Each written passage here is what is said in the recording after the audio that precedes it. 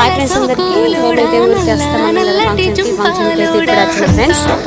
Function అయితే ఇంకా start కాలేదు, వంటలు అయితే రెడీ అవుతున్నాయి, చుట్టాలు కూడా వస్తున్నారు, డెకరేషన్ అయితే చేస్తున్నారు ఫ్రెండ్స్. మేమైతే వచ్చినాం, ఇంకా ఫంక్షన్ అయితే స్టార్ట్ కాలేదు.